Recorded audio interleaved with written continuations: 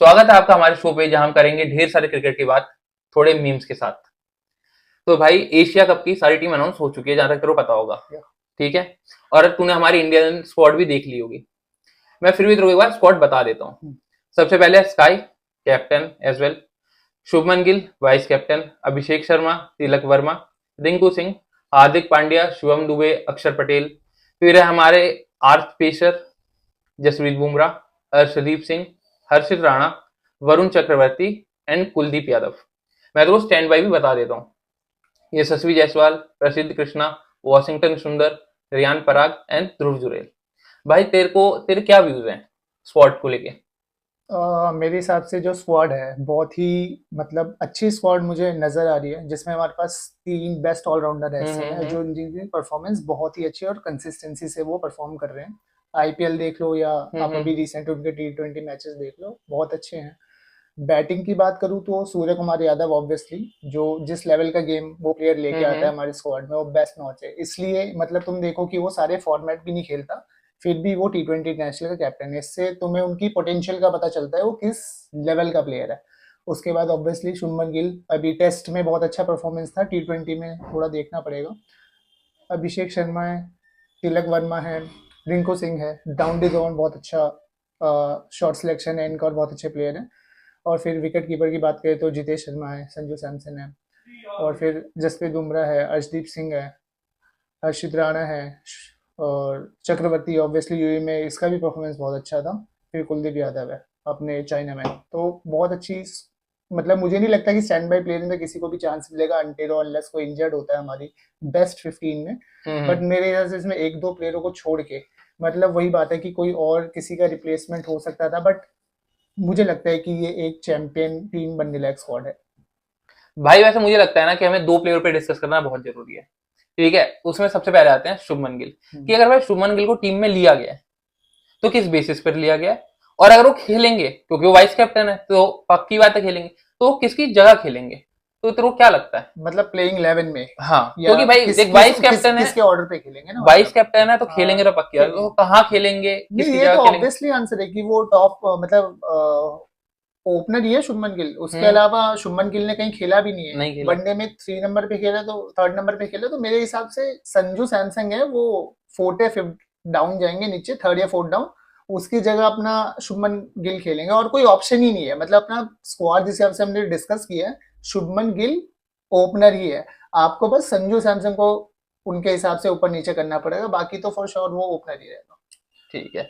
भाई, वैसे मैंने तेरे को अपने जो 4 ओपनर्स हैं अभी सबसे जो डोमिनेट कर रहे हैं, मैं उनके स्टैट्स एक बार जरूर बता देता हूँ तेरे को फिर इसमें भी। कौन कौन है ओपनर? मैं बताता हूँ तेरे को। शुभमन गिल, यशस्वी जायसवाल, संजू सैमसन, अभिषेक शर्मा।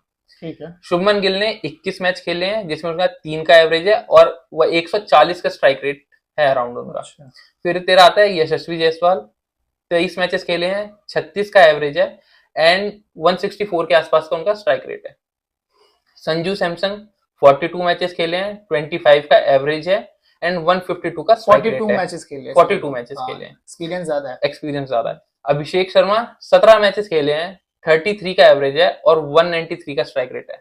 मतलब अगर तू इस टाइम पे कंपेयर करे तो अभिषेक शर्मा तो टीम में रहेंगे ही और खेलेंगे। वो तो फॉर श्योर रहेगा। तो वही है, वाइस कैप्टन है इसलिए शुभमन गिल प्लेइंग लेवल में भी रहेगा, बट बेस्ड ऑन मतलब आपको यार एज अ ओपनर वही जो मैंने बताया कि नीचे ही करना पड़ेगा और कोई ऑप्शन नहीं है। आप शर्मा को हटा नहीं सकते अपनी जगह से बेस्ड ऑन परफॉर्मेंस जो तूने मेरे को बताई कि 195 के आसपास का स्ट्राइक रेट है। तो हाँ, फिर तो यही है अपना ओपनर, यही मॉडर्न क्रिकेट की डिमांड है और यही वो डिलीवर भी कर रहा है। डिलीवरी कर रहा है, उसकी परफॉर्मेंस भी टॉप नॉच है बेस्ड ऑन। बट मेरे को लगता है कि ये एशिया कप में शुभमन गिल की परफॉर्मेंस देखने वाली होगी, क्योंकि T20 का तो कैप्टन भाई आए दिन ऐसे ही बदल रहे इंडियन टीम में कि कभी हार्दिक था तो फिर सूर्या कर दिया, सूर्या भी कभी इंजर्ड हो जाता तो फिर कभी कोई है कभी कोई है। तो वही है मतलब यही। लेकिन भाई, मुझे लगता है कि अब जिस प्लेयर पे हमें डिस्कशन करनी चाहिए, जिसके साथ ना भाई दिन, जैसे बोलते हैं ना कि डे लाइट रॉबरी, वो हुई है। लेकिन मैं चाहूंगा कि तू गेस करेगी कि मैं किस प्लेयर की बात कर रहा हूँ। अभी मतलब T20 खेल रहा है काफी टाइम से मैं तेरे को हिंट देता हूँ, हाँ ठीक है? मेरे को बताइए। सबसे पहले तो भाई, 2 टीमों का कैप्टन रह चुका है। एक को उसने आईपीएल जिताया भी है और एक को फाइनल में भी लेके गया है। ठीक है। अच्छा। तेरे को टीमें भी बताऊं या अभी बता देगा? इंटरनेशनल कैप्टनसी है T20 में। नहीं, इंटरनेशनल तो नहीं है। फाइनल में लेके गया है फाइनल में लेके गया है आईपीएल में, और जिताया भी है एक में जीता है और एक में फाइनल में हारे हैं अभी, पिछले 2 साल में ना। पिछले 2 साल हाँ में। तो फिर वो श्रेयस अय्यर है। तो भाई तुझे नहीं लगता कि अगर, मतलब मैं तेरे को श्रेयस अय्यर के एक बार स्टैट्स बता देता हूँ 2025 के आईपीएल के, और अच्छा। फिर तू उस बेसिस पे मेरे को बताइयो, ठीक है। ठीक है। मैचेस खेले हैं 17, भाई टोटल रन मारे हैं 604, 604 रन 604 रन, समझ रहा काफी तू? ज्यादा है यार ये तो, बहुत मतलब ज्यादा है। हाँ हाईएस्ट स्कोर 97 था, और भाई स्ट्राइक रेट 175 का, और एवरेज 50 का, एवरेज 50 का। एवरेज 50 का। और भाई 40 छक्के मारे हैं और 43 चौके मारे हैं। तो भाई मतलब तू समझ रहा है ना कि भाई मतलब ये तो, ये भाई किस हिसाब से सिलेक्ट नहीं किया है ना, वो देखने वाली बात है, क्योंकि परफॉर्मेंस तो बहुत अच्छी है नो डाउट। 50 का एवरेज और 604 रन मायने रखते हैं भाई, मतलब आईपीएल में इतना स्कोर करना, और जबकि तुम्हारे पास ऑल ओवर वर्ल्ड से बॉलर हैं, बुमराह जैसे को मुझे याद है, बुमराह के जो यॉर्कर पे उसने चौके मारे थे, टॉप नॉच परफॉर्मेंस है, बट नहीं हुआ स्क्वाड में, पता नहीं क्यों। उनको भी मेरे ख्याल से भरोसा नहीं हो रहा होगा कि मेरा नाम कैसे नहीं आया इतनी परफॉर्मेंस देने के बाद भी, बट कहीं ना कहीं मुझे लग रहा है आजकल ओडीआई कैप्टेंसी देने की बातचीत चल रही है, लेकिन देखो कि ये होगा भी कि नहीं। भाई लेकिन ये यहीं पर तो वो आ जाता है ना कि वो एक मीम नहीं है। बहुत तकलीफ होती है जब आप योग्य हो और लोग आपकी योग्यता ना पहचाने।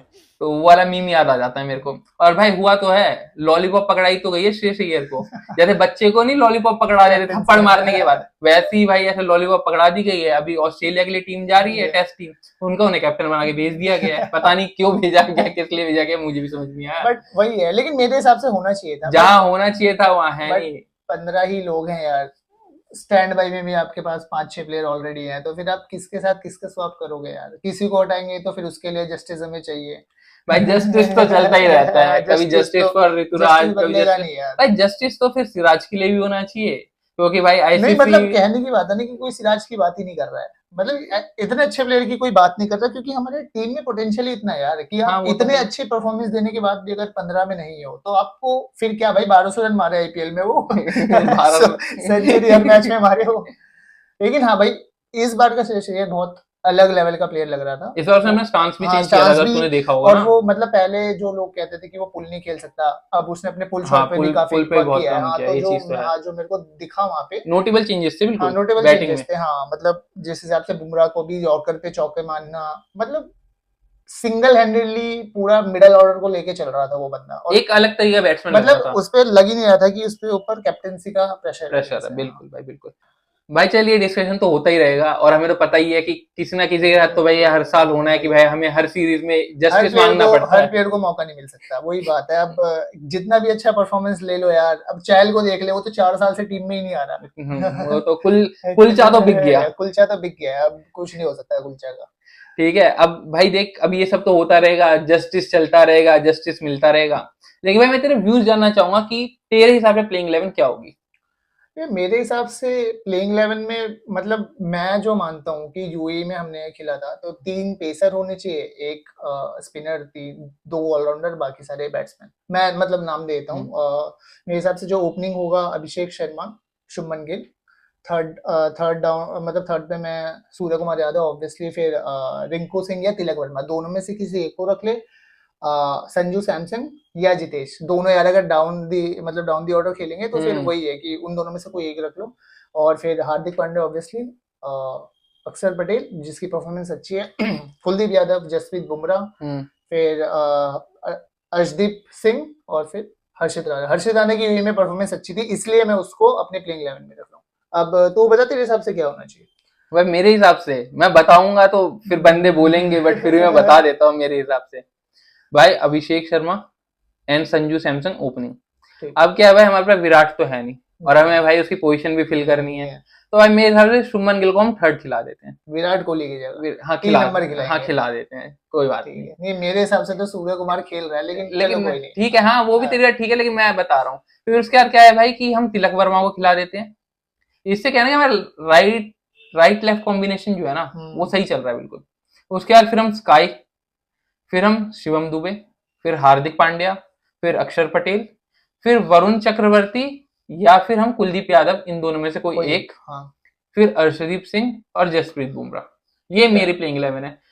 चल भाई यहाँ तक तो सब कुछ ठीक है। मैं तेरे से फिर भी जानना चाहूंगा कि भाई तेरे को क्या लगता है कि कौन सी 2 टीमें हैं जो एशिया कप जीत सकती हैं। इंडिया तो मेरे को पता है कि फॉर श्योर है, तो एक टीम तू बता दे चल कोई सी।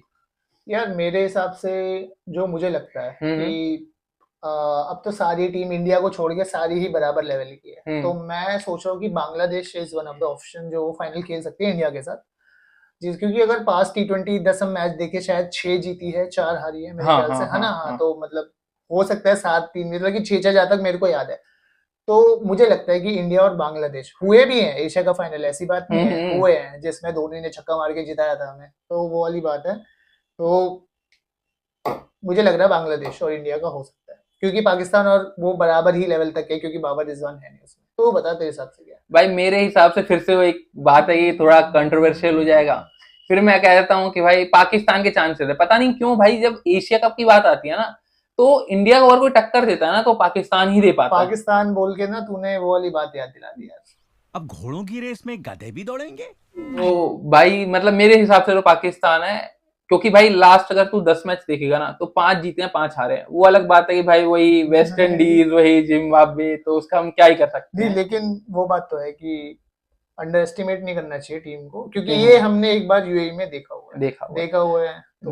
हाँ बाकी हाँ भाई एक अंडरडॉग है, हम सबको पता है अफगानिस्तान। भाई उनका कुछ पता नहीं है तो भाई, बात ही मत करो तो अच्छा है, वो कभी भी कुछ भी कर सकते कुछ भी कर सकते हैं। उसके बाद अगर 2023 का सेमीफाइनल वो लोग जीत गए होते तो फिर तो सबको ही पता है। ये सारी बातें अभी हम एशिया कप पे फोकस करते हैं, क्योंकि यही हमें इसी का चैंपियन बनना है। एक एक स्टेप लेते हैं, फिर आगे 27 भी है, अभी तो बहुत कुछ है। तो हाँ ठीक है, बांग्लादेश और पाकिस्तान हो सकता है। इंडिया वर्सेस पाकिस्तान हमें 2 बार देखने को मिले, फिर सेमी में देखे क्या पता हम लोग। तो हाँ, तो अगर आपको हमारी वीडियो पसंद आई हो तो प्लीज चैनल को सब्सक्राइब करें एंड एक लाइक जरूर करना। मिलते हैं आपको अगली वीडियो में। Thank you.